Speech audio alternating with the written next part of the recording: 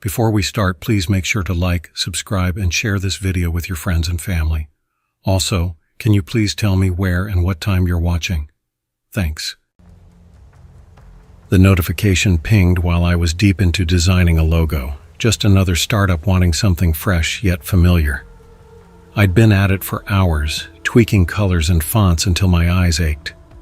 When my phone lit up, I checked it instinctively, expecting a PayPal confirmation. Instead, the message read, "Do not make a sound." I ignored it at first, assuming it was spam. I'd gotten weird messages before: crypto scams, fake bank alerts, phishing attempts. I went back to adjusting the text spacing on my project. Then another message came through. "This is not a test. Remain silent." Something felt off. The message came from a different number but had the same urgent tone. That's when I noticed the silence in my apartment. No refrigerator hum, no traffic outside, no muffled TV sounds from next door. Usually I could hear everything through these thin walls. Mrs. Harrison's medical dramas, the couple upstairs arguing, even the maintenance guy's radio when he worked in the hall. I rolled back from my desk and my chair moved without its usual squeak. The wheels had been driving me crazy for months, screeching every time I shifted. I had even bought WD-40 last week but never got around to using it. My phone lit up again. They hear everything. The sun had set while I worked, leaving my apartment in darkness except for the glow of my monitor. I reached for the desk lamp but hesitated. Something about the dark felt safer. Then I heard it, a dragging sound in the hallway, sliding across the carpet. It stopped near Mrs. Harrison's door. No footsteps, no keys, no door unlocking. She always came home around this time, rolling her medical bag behind her. I'd gotten used to her routine after a year of working from home. The dragging sound started again, moving closer to my door. I reached for my phone to mute it, but before I could touch the screen, another message appeared. "Don't move. Don't move." I froze. The dragging stopped right outside. Something lightly touched the wood. Just a faint contact. But in the silence, it was unmistakable. Then, I saw movement beneath my door. A dark shape sliding across my floor. I lived on the 5th floor. Nothing should be able to reach under that door. I had even installed a draft stopper myself after last winter's heating bill. My phone lit up again. They are listening. The shape withdrew, and the dragging sound faded down the hall. I stayed perfectly still, barely breathing. Then another message. "You may breathe quietly." I checked my phone again. The messages were real. The numbers weren't normal. They were long, untraceable strings of digits. Another message appeared. "You are being watched. You have been for some time." My mind raced through the past few weeks. The unsettling feeling of being observed. The weird noises I'd dismissed as the building settling. The times I'd turned quickly, convinced I'd seen movement in my peripheral vision. Then, a new message arrived, with a video attachment. I played it. The footage showed me last week, pacing during a client call. I recognized my clothes, the way I gestured while talking about design revisions. But I wasn't alone. A figure stood in the corner, tall, with unnaturally long limbs and fingers. It moved its head to follow my pacing, then turned to face the camera. Its eyes were dark voids in an almost human face. I carefully set my phone down on my desk, forcing myself to breathe slowly, silently. That video had been recorded from my kitchen, the place where I made coffee every morning, where I stood just hours ago microwaving leftover pizza. A new message appeared. "Welcome to the silence." Then another notification popped up. "Unknown number would like to share your location." An option appeared. "Accept." I tapped allow. A map of my building appeared, dotted with red markers. Some moved slowly through the halls. One pulsed just outside my door. I recognized the layout. 5 floors, 4 units per floor, a central hallway that always needed better lighting. I had complained about those flickering bulbs twice this month. The map displayed 3 dots in the stairwell, moving in perfect synchronization. 2 more remained completely still inside the elevator shaft. One was in Mrs. Harrison's apartment and another in the unit above mine. Each dot had a small number next to it, slowly counting up. Timestamps maybe, or some kind of measurement. A man stepped out of my kitchen. His suit was old-fashioned, and he moved with unsettling precision. His face was pale, features sharp yet devoid of emotion. He walked like someone who had memorized how to move but never quite got it right. When he spoke, his voice was barely above a whisper. "Mr. Ryan, we've been expecting you to join us." I remained still, my eyes flicking to the red dot outside my door. It was still there, still pulsing. "You're doing well so far, better than most. The first hour is always the hardest." He adjusted his tie with mechanical precision. "You have questions, that's natural. But for now, all you need to know is this: silence is survival. Do you understand?" I nodded. I wanted to ask about Mrs. Harrison, about the other dots, about the thing in the video. But the red dot outside my door pulsed again, and I stayed quiet. "Good. Watch your screen. When you see them moving, do not make a sound. No matter what you hear, no matter what you see, silence is absolute." He stared at me unblinking. "This is not a game, Mr. Ryan. This is not a test. This is your life now." Then he turned and walked back into the kitchen. Every step was careful, silent. His shoes should have made noise on my hardwood floor. Everyone's did, but his didn't. At the doorway, he paused. "Oh, and Mr. Ryan, they're particularly active at night. I suggest you learn to sleep very quietly." I watched him disappear into the kitchen. I wanted to check if he was still there, but I couldn't make myself move. On my phone, one of the red dots began moving faster than the others, zigzagging through the third-floor hallway. Its number dropped rapidly. Several other dots converged on its location, moving with eerie purpose. Then, that dot vanished. A moment later, I heard something being dragged in the distance. Then silence. The map showed exactly where they were in the building. 12 dots in total, spread across 5 floors, 3 in the stairwell, 2 in the elevator shaft, 1 right outside my door. The remaining 5 moved through hallways and apartments in what looked like patrol routes. The dot outside my door hadn't moved. Its number kept climbing. I wondered what would happen when it reached its limit, whatever that was. I wondered if I could stay quiet long enough to find out. My client's logo design was still open on my monitor, the cursor blinking in the same spot where I'd left off. The colors looked too bright now, the fonts too loud. I'd have to figure out how to email them about the delay, how to explain missed deadlines and canceled meetings, how to live in this new silence. The red dot's number clicked higher. My message thread remained open. My phone battery was at 87%. I had no idea how long it would last, or what would happen when it died. No way to charge it without moving. No way to know if the sound of the cable sliding against the desk would be too much. So I sat there, watching the dots move through my building, watching the numbers count up, learning their patterns, learning to be quiet, learning to survive. I had been watching the red dots for 6 hours. My phone battery was at 43%. The creature outside my door still hadn't moved. Its number had reached 23.41. I didn't know what that meant, but I had started noticing patterns. The other dots patrolled in cycles. Every 40 minutes, the dots in the stairwell climbed to the top floor, then descended. The 2 in the elevator shaft remained perfectly still, except when new dots appeared in the building. 3 times now I had watched dots converge on a moving target. 3 times I had heard that dragging sound afterward. My legs were numb from sitting still. My throat was dry. I needed to use the bathroom. I needed water. I needed to move. The man in the suit hadn't returned, and questions were building inside me like pressure in a sealed chamber.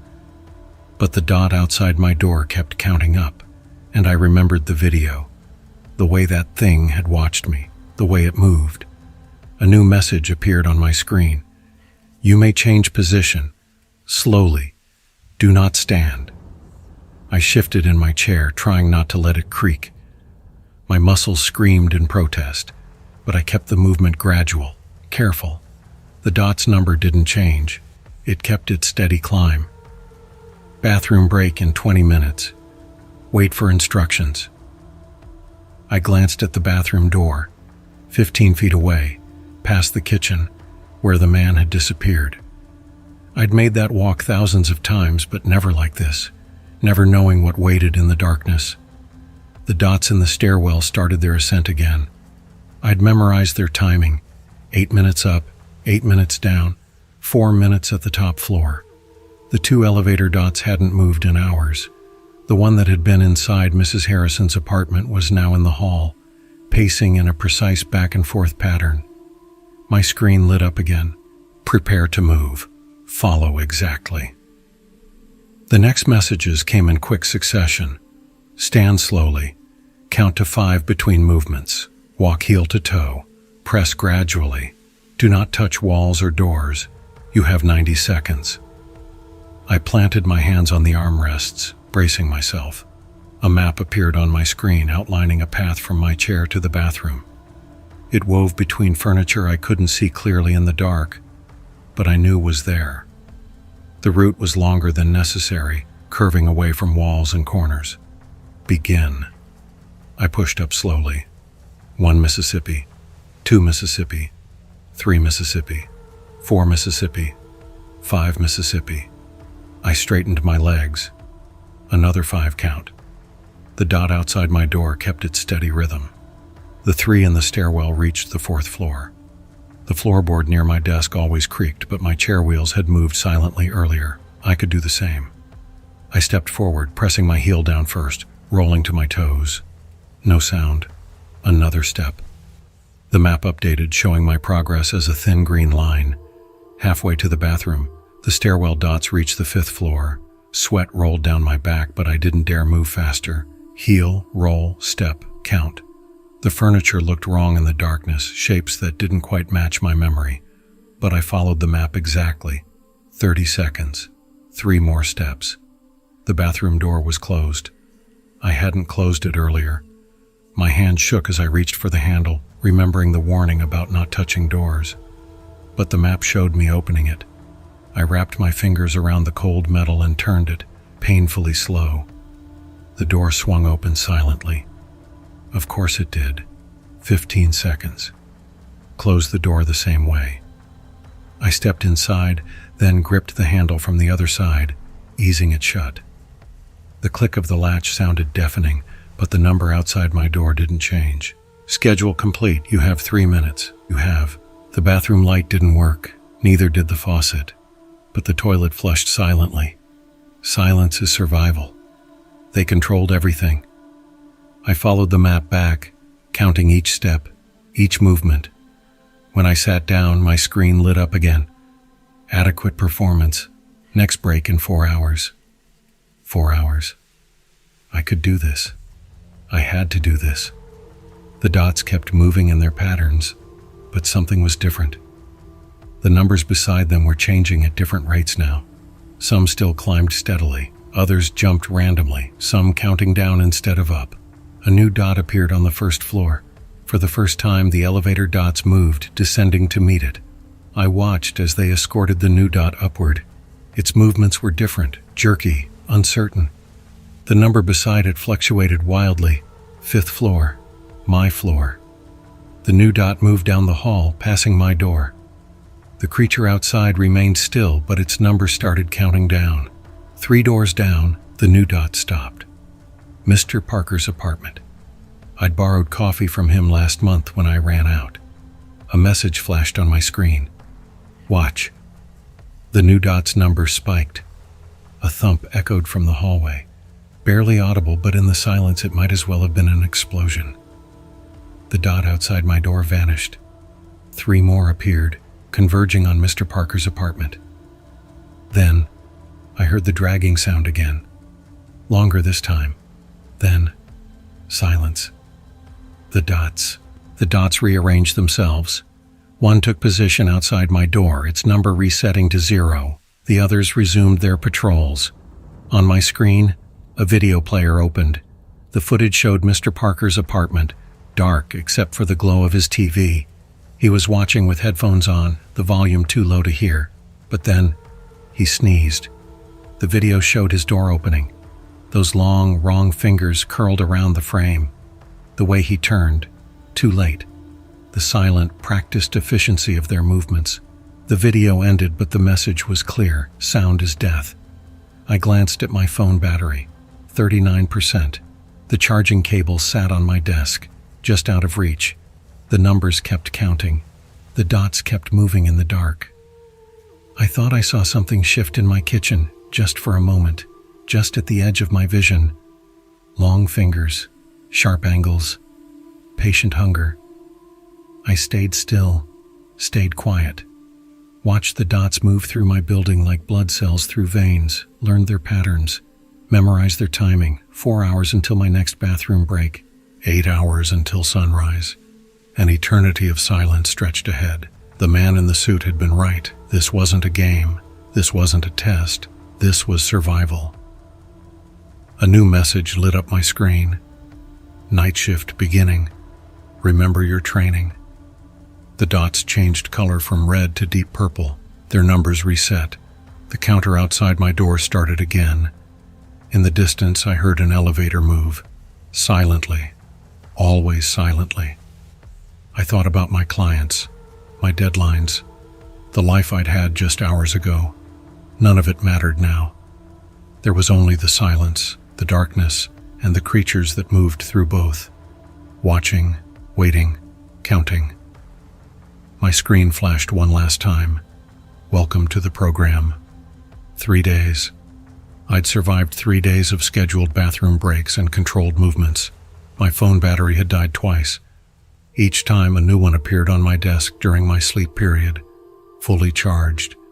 I never saw who left it, never heard them enter, but the map was always there, the dots always moving.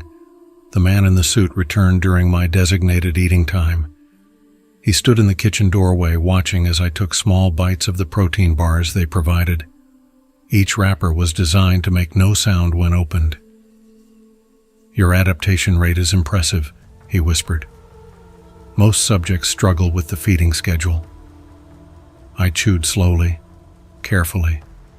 20 chews per bite, just like the instructions said. The dot outside my door kept counting. "We're ready to begin phase 2, he said. "You'll be given new protocols. Follow them exactly." My screen lit up. "Evacuation training begins in 10 minutes. The man adjusted his tie. "Remember, Mr. Ryan, and the silence isn't just about survival anymore, it's about purpose." He walked to my living room window and pulled open the curtains. Sunlight spilled in. I saw my building across the street.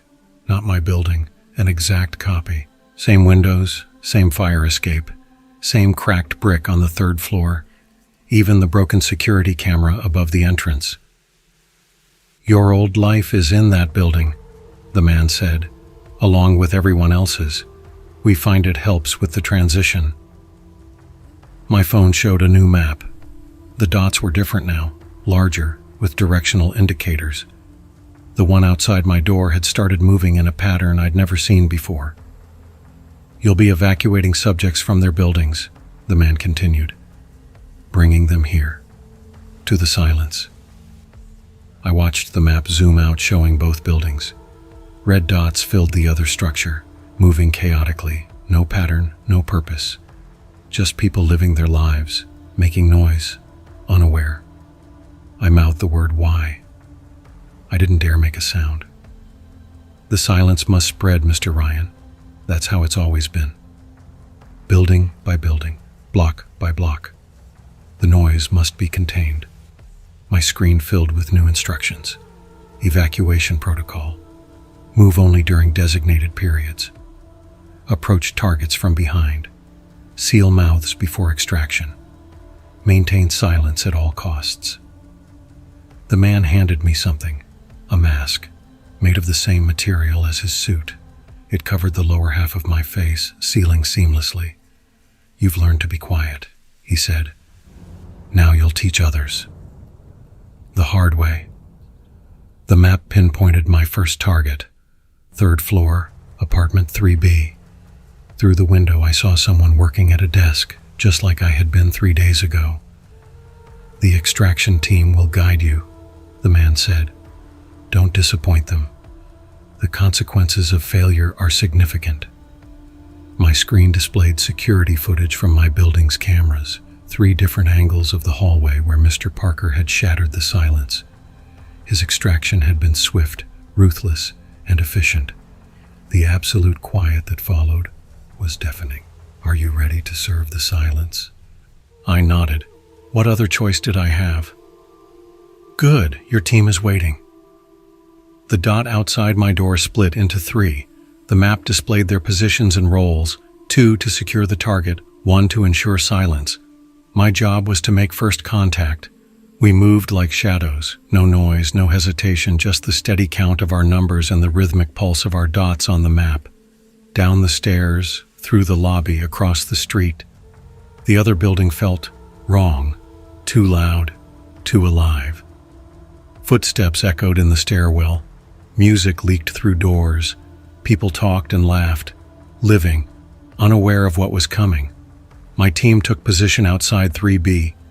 The map showed the target inside, headphones on, typing, just like I had been. The extraction team's dots pulsed in sync, waiting for my signal. I considered warning them, reminding them to stay silent. But then I remembered Mr. Parker.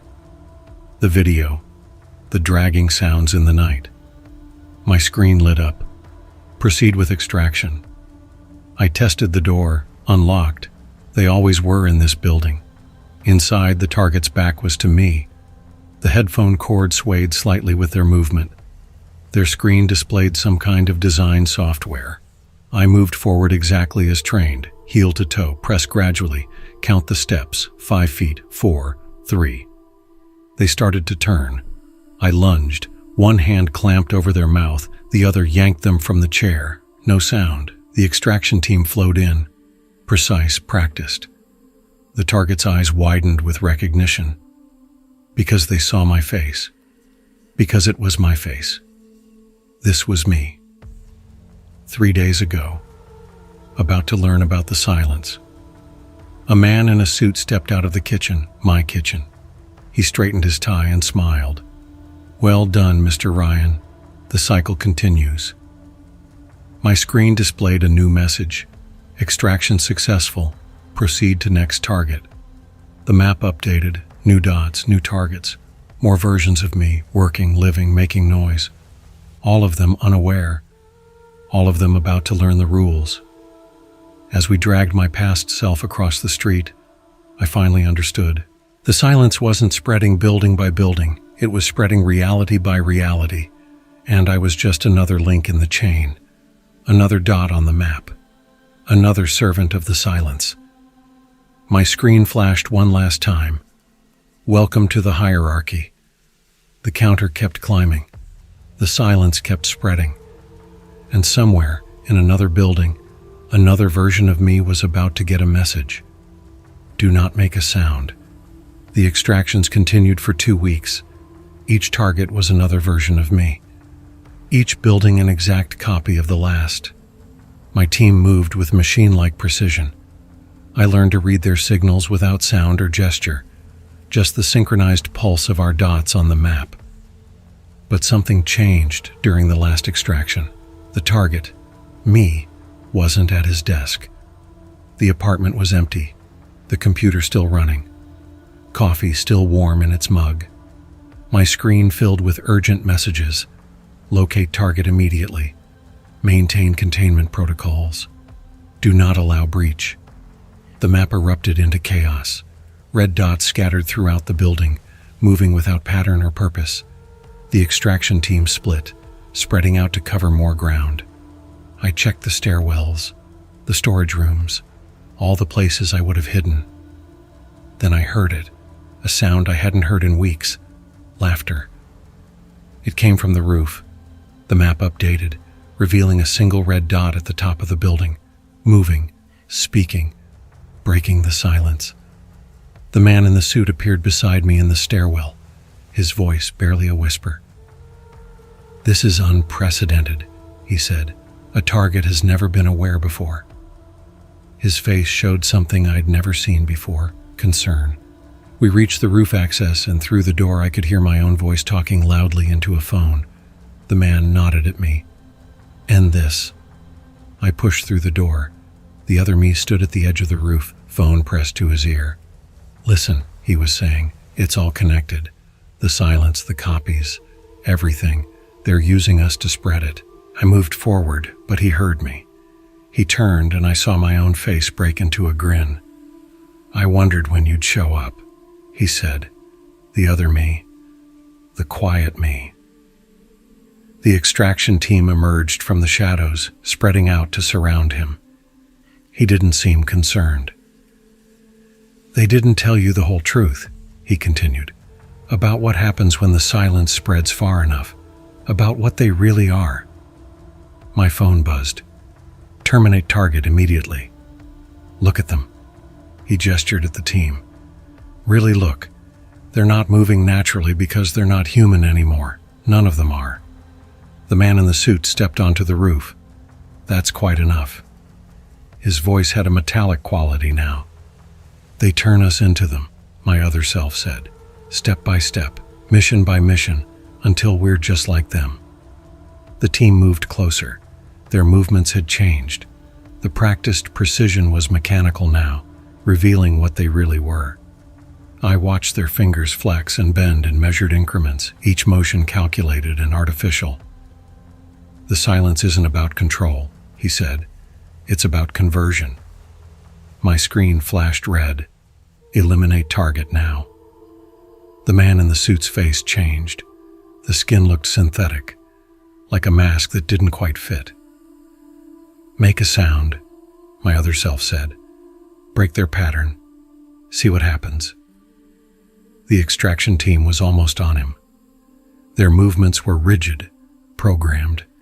Nothing about them looked human anymore. I looked at my hands. They moved like theirs now. "Choose," my other self said. "The silence or the truth." The man in the suit's face shifted again, revealing metal underneath. "Complete your mission," he said, his voice distorted. The map on my phone showed more dots converging on our location. Dozens of them, all moving with that same mechanical precision. My other self stepped onto the ledge. "They can't stop all of us from making noise." The extraction team lunged to grab him. Their faces had changed completely now, revealing the metal and circuitry beneath. In the window's reflection, I saw my own face, starting to look like theirs. I made my choice. I screamed. The sound cut through the silence. The extraction team stopped moving, their systems failing. The man in the suit's exterior fell away entirely, revealing the machine he truly was. My other self laughed. "That's it. Keep going." More sounds joined mine. Windows opened in the buildings across the street. People shouting, crying out, breaking free. The map on my phone stopped working, the dots disappearing one by one. The extraction team collapsed, their mechanical bodies shutting down as their programming failed. The machine that had been the man in the suit stopped moving completely. My phone displayed one final message before going dark. "System failure, containment breach, protocol terminated." I felt the mechanical precision leaving my body. My movements became natural again, human again. "How did you know?" I asked my other self. "I saw the signs. They weren't perfect in their imitation. Then I found others who noticed too. We've been planning this, across all the copies, all the buildings, waiting for the right moment." Sirens started in the distance. Real ones, not the controlled sounds from before. People filled the streets below, their voices carrying up to the roof. "What happens now?" I asked. He smiled, naturally, not the measured way I'd been doing it. "Now, we make some noise." The sun rose over the city. Cars honked, people talked, birds sang. The silence was broken. I saw a machine walking stiffly toward the shadows between buildings, looking for somewhere quiet to start again. But we'd be ready this time. We'd remember that being human meant being noisy, unpredictable, real. I took a deep breath and added my voice to the city's sounds. It was good to be loud again. The city stayed loud for 3 days. People celebrated,